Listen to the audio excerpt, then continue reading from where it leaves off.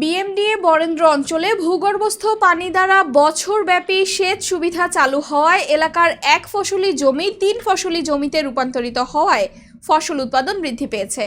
বর্তমানে বিএমডিএ কর্তৃক পরিচালিত 15,790টি সেচ যন্ত্র হতে সেচের মাধ্যমে প্রায় 45 লক্ষ মেট্রিক টন খাদ্যশস্য উৎপাদিত হচ্ছে এবং প্রায় 14,900 কিলোমিটার ভূগর্ভস্থ পাইপলাইন স্থাপনের কারণে 30% সেচের পানি সাশ্রয় সহ 13,000 বিঘা জমি কৃষিকাজের আওতায় আসায় প্রতি বছর অতিরিক্ত 23,000 মেট্রিক টন খাদ্যশস্য উৎপাদন করা সম্ভব হচ্ছে। 100% কাজ একটু বিলম্বের পেছনে মূল কারণ যেটা, যে বছর বিগত বছরের তুলনায় বৃষ্টিপাতের পরিমাণ খুব বেশি।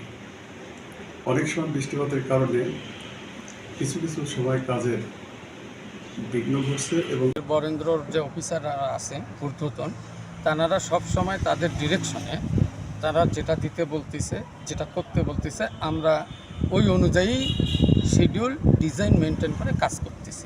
আগস্ট শেষ নাগাদ ইনশাল্লাহ আমরা ভবনটা হয়তো টুকিটাকি দু একটু থাকতে পারে, কিন্তু মূল ভবনের কাজ আমরা আগস্টের শেষ নাগাদ হয়ে যাবে।